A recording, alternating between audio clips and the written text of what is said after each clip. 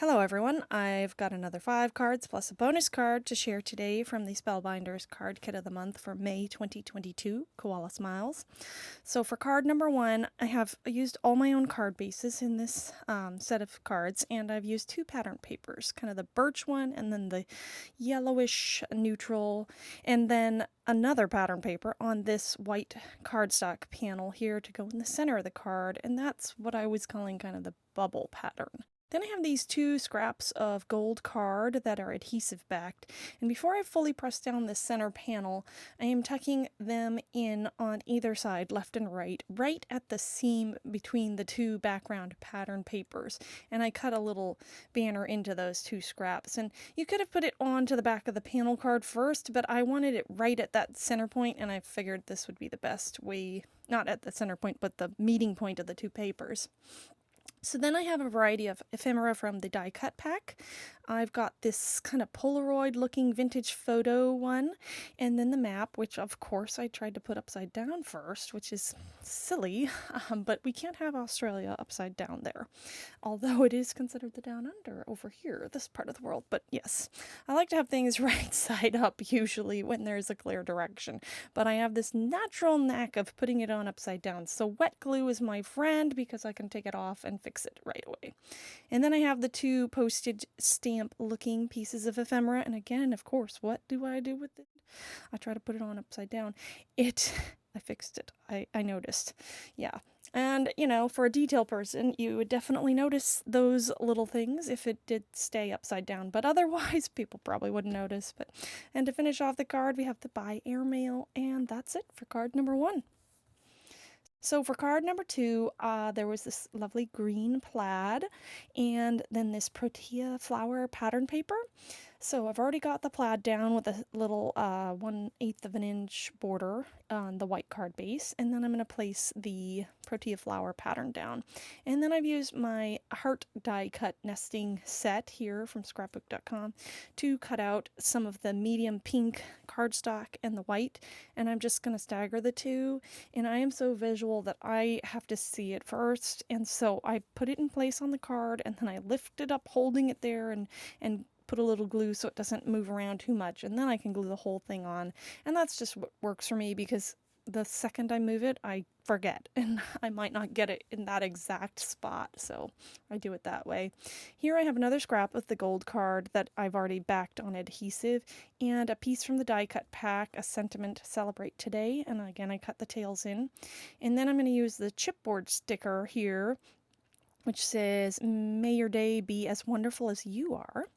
And to finish off the card, I am going to use, I don't know if it's all of them, I can't remember, but the chipboard hearts. And you could also do this with, there were plenty of die cut hearts in the die cut pack, so you could add more or less, and I kind of wish I had fiddled a little more with the placement of these, but you know, it's meant to be kind of scattered randomly, so it's okay as it is.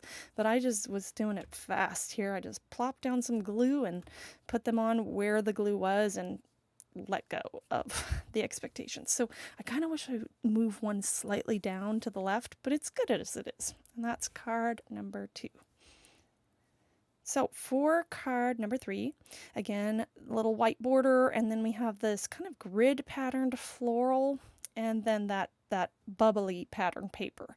And that one's a small rectangle, the bubbly pattern, and I've cut tails into it to make it a banner, and I'm going to place it on the left-hand side of my other pattern paper, and finish off the card with some die cut pieces from the die cut pack, a chipboard heart, and a nice word sentiment. So this is a die cut floral piece from the pack, and this butterfly is chipboard, and I'm going to stagger them on the left hand side. And then I have the high sentiment from the sticker, the hard foamy, not foam, but hard sticker. I don't know how to describe it. I'm going to not try to describe that, but you can see it's the high. And I put the tittle on there, and I liked it at a little slight angle. And then to finish off the card, I have 2 butterflies from the die cut pack. One of them kind of matches the chipboard one, and I'm adding just a little thin strip of foam in the center, and I had to add a little adhesive because my foam wasn't as sticky. Gonna fluff up the wings because that gives it a little dimension there. And that's it for the 3rd card. I love that dimension on the card there.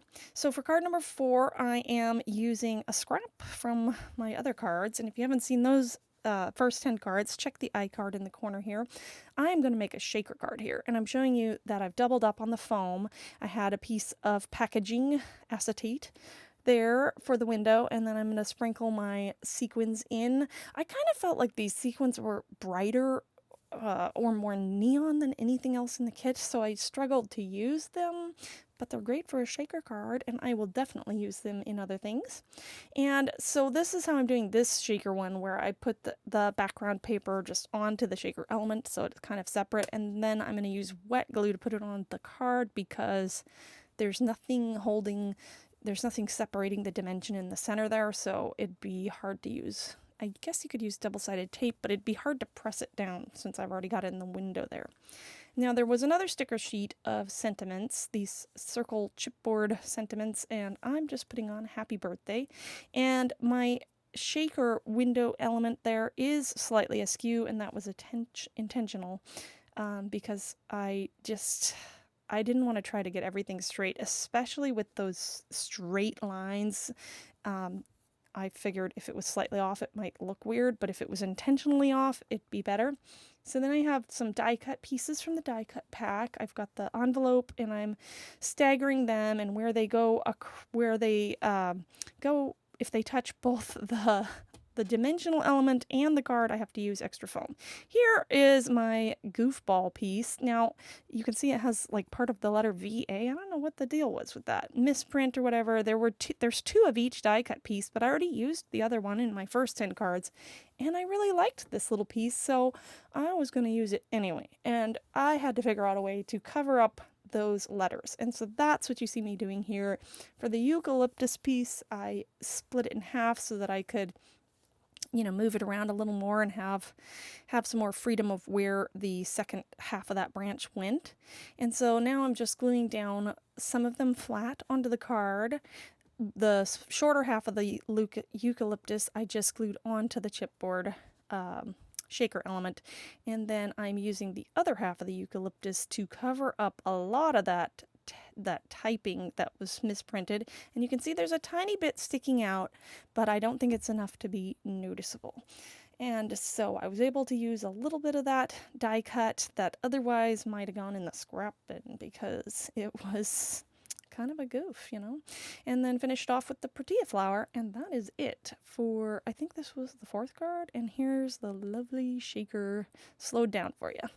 Yes, card number 5, I just have that pink cardstock down as a background panel, and these 2 pattern pieces onto gold card panels. And this floral one here I was mentioning, there kind of is a direction. I mean, I suppose they could be hanging upside down also, but it is somewhat directional, so beware of that if you have a preference in the direction that those flowers are going. I think they probably could go either way, but yeah. And then, I don't know, is this bamboo? I'm not sure what, but it's got a lovely gold accents in it, so there's a lot of nice shimmer in this card. It's very simple. This is a chipboard sticker of the tortilla flower. It has a slight amount of dimension because of that chipboard sticker, but that's really the only dimension in this card. Then I'm pulling in the stamp set, the bunches of thanks. There were a lot of really nice sentiments in the stamp set. I used this Simon Says stamp Hot Lips and their fine detail clear embossing powder to emboss that onto this little card and fussy cut it out. And then I'm going to place that down as the sentiment, and that finishes off card number 5. And I'm going to pull in the bonus card here, which is complete. Now this one, when I first saw those sequins, I just saw cherry blossom. And so that's what this card was meant to look like, and I pulled in that brown cardstock that came in the kit and used the branch die, the stamp set with these 2 sentiments, and to finish off my little cherry blossoms, some stickles. And this is how it turned out. So hopefully that inspires you to think outside the subscription box and use that the die that comes in there for all kinds of things. And there's been a lot of flower dies in the past, so you could easily do it with flower buds instead of sequins. Thanks for watching, and have a wonderful creative day. Bye.